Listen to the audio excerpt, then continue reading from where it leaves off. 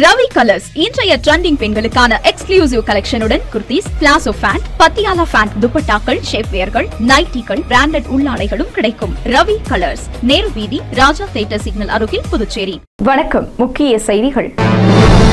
வீடூர் அணை திறப்பின் எதிரொலி. புதுச்சேரி சங்கராபரணி ஆற்றின் கரையோர மக்களுக்கு வெள்ள அபாய எச்சரிக்கை. புதுச்சேரியிலும் கிட்னி திருட்டு கும்பல் மோசடியில் ஈடுபடுவதாக வெளியாகியுள்ள பகீர் தகவல். புகார் எதுவும் வராததால் நடவடிக்கை எடுக்க முடியாமல் திணறும் சுகாதாரத்துறை. புதுச்சேரி விடுதலை தின விழா முன்னேற்பாடுகள் குறித்தான ஆலோசனை கூட்டம். அனைத்து துறை அதிகாரிகள் பங்கேற்பு. புதுச்சேரி மற்றும் காரைக்காலில் கனமழைக்கு வாய்ப்பு. வானிலை ஆய்வு மையம் தகவல். நம்ம பாண்டிச்சேரிக்கு ரிலையன்ஸ் ஃபேஷன் வேர்ல்ட் வந்தாச்சு. குவாலிட்டியான பிராண்டட் ஆடைகள் கம்மியான விலையில. எங்க தெரியுமா?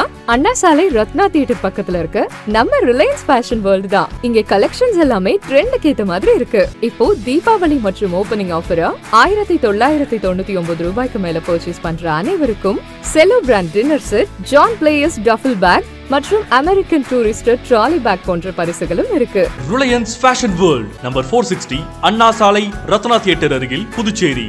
இனி விரிவான செய்திகள். வீடூர் அணையில் உபரி நீர் திறக்கப்பட்டுள்ள நிலையில் சங்கராபரணி ஆற்றின் கரையோரம் வசிக்கும் மக்களுக்கு வெள்ள அபாய எச்சரிக்கை விடுக்கப்பட்டுள்ளது.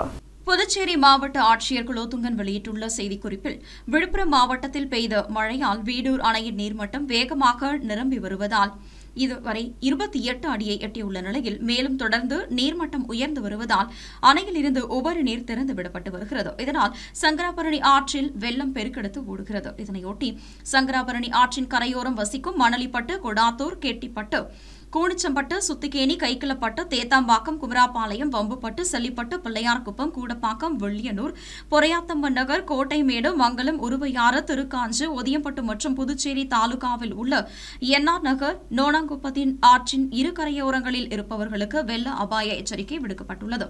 கரையோரத்தில் வசிப்பவர்கள் பாதுகாப்பான இடங்களுக்கு செல்லுமாறும் வருவாய்த்துறையினர் ஒலிபெருக்கி மூலம் எச்சரிக்கை விடுத்து வருகின்றனர். இந்த நேரத்தில் ஆற்றில் இறங்குவது, மீன் பிடிப்பது, விளையாடுவது, நீந்துவது, செல்ஃபி எடுப்பது போன்ற எந்தவிதமான செயல்களிலும் ஈடுபட வேண்டாம் என்றும் வலியுறுத்தப்பட்டுள்ளனர்.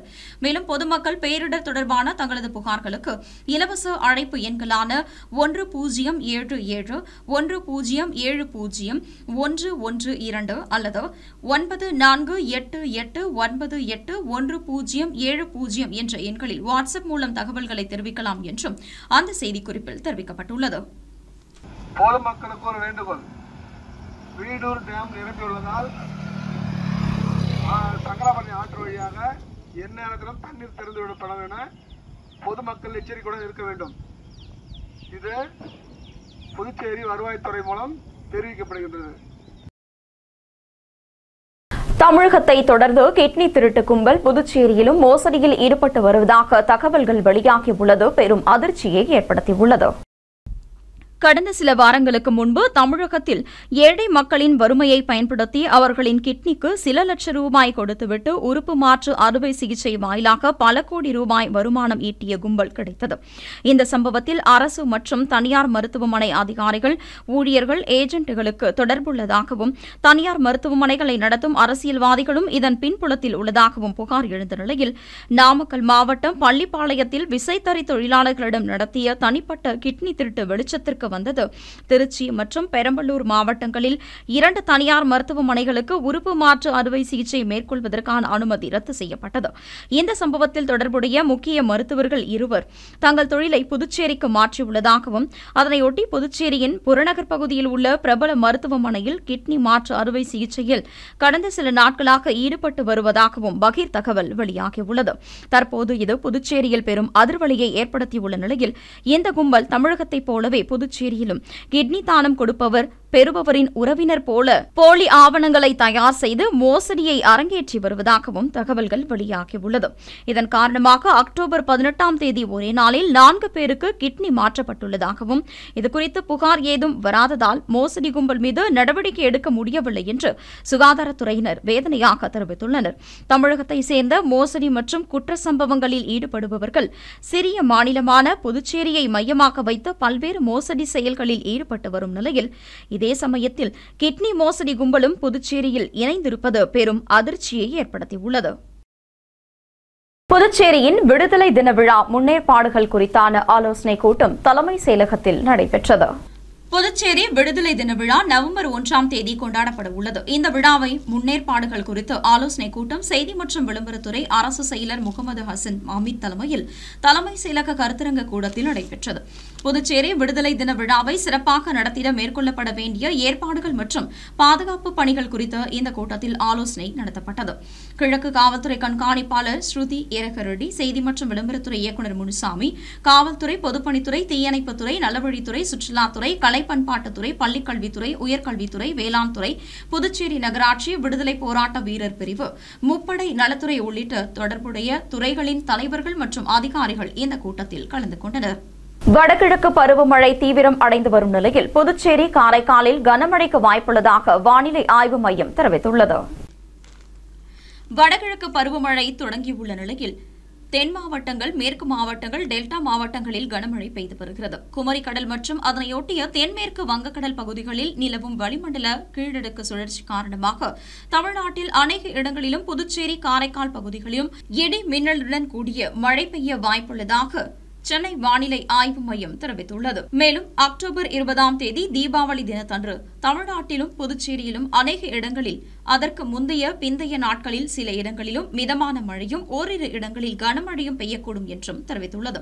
இதற்கிடையில் அரபிக்கடலில் காற்றழுத்த தாழ்வு பகுதி உருவாகி வரும் நிலையில் இது காற்றழுத்த தாழ்வு மண்டலமாக வலுப்பெறக்கூடும் என்றும், இதன் தொடர்ச்சியாக வங்கக்கடலில் 22ஆம் தேதிக்கு பிறகு புதிய காற்றழுத்த தாழ்வு பகுதி உருவாகி அது மேலும் வலுப்பெற்று புயல் சின்னம் வரை செல்லக்கூடும் எனவும், அவ்வாறு உருவான பின்னர் வடகிழக்கு பருவமழை மேலும் தீவிரமடையும் என்றும் வானிலை ஆய்வு மையம் தெரிவித்துள்ளது.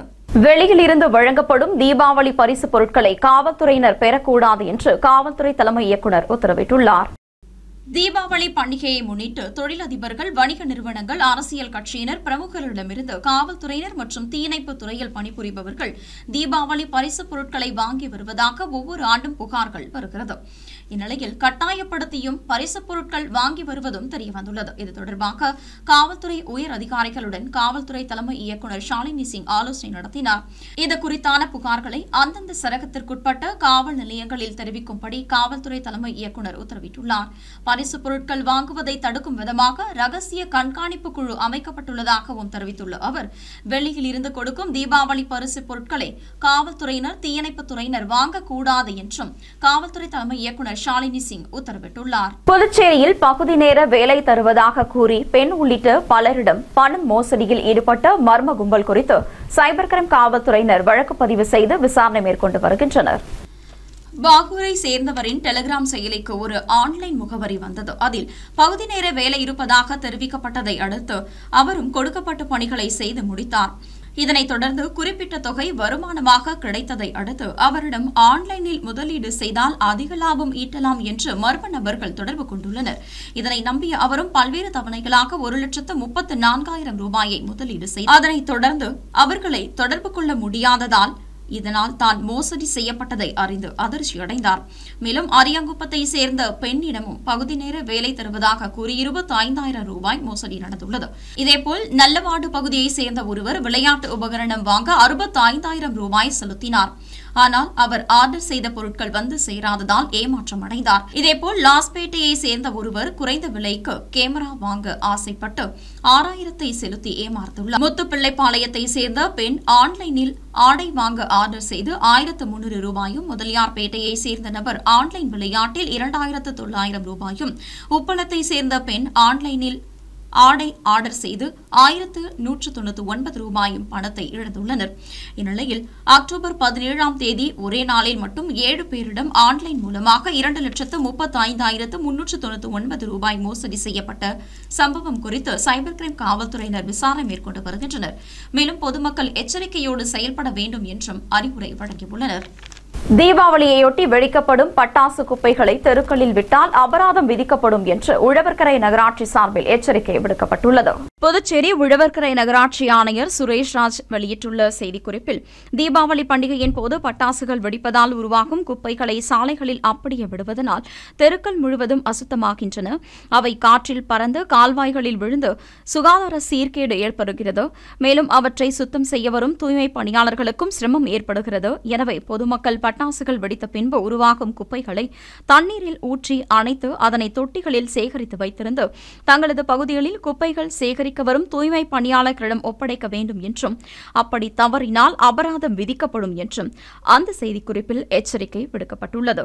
புதுச்சேரி லாஸ்பேட்டை தொகுதியில் நடைபெற்ற இலவச மருத்துவ முகாம்களில் பங்கேற்ற பொதுமக்களுக்கு முன்னாள் சட்டமன்ற உறுப்பினர் சாமிநாதன் கண் கண்ணாடிகளை இலவசமாக வழங்கினார். புதுச்சேரி லாஸ்பேட்டை தொகுதியில் நாதன் அறக்கட்டளை சார்பில் தொகுதி முழுவதும் பல்வேறு இடங்களில் மருத்துவ முகாம்கள் நடைபெற்றது. இந்த மருத்துவ முகாமில் பங்கேற்றவர்களுக்கு கண் கண்ணாடிகள் தானமாக வழங்கப்பட்டு வருகிறது. இதன் தொடர்ச்சியாக லாஸ்பேட்டையில் உள்ள நாதன் அறக்கட்டளை அலுவலகத்தில் 100க்கும் மேற்பட்டவர்களுக்கு தரமான கண் கண்ணாடிகளை முன்னாள் சட்டமன்ற உறுப்பினரும் நாதன் அறக்கட்டளை நிறுவனருமான சாமிநாதன் தனது சொந்த செலவில் வழங்கினார். இந்நிகழ்ச்சியின் போது நாதன் அறக்கட்டளை நிர்வாகிகள் மற்றும் சட்டமன்ற உறுப்பினரின் ஆதரவாளர்கள், அப்பகுதி முக்கிய பிரமுகர்கள் பலர் கலந்து கொண்டனர். இனி வருவது புதுவையில் இன்றைய தங்கம் மற்றும் வெள்ளி விலை நிலவரம்.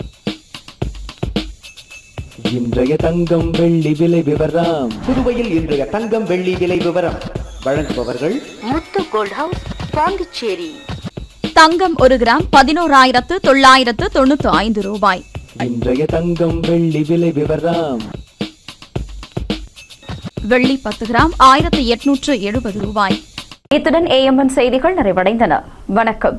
புதுச்சேரி உங்கள் ஏஎம்என் டிவி செய்திகளை யூடியூபில் உடனுக்குடன் காண ஏஎம்என் டிவி பாண்டிச்சேரி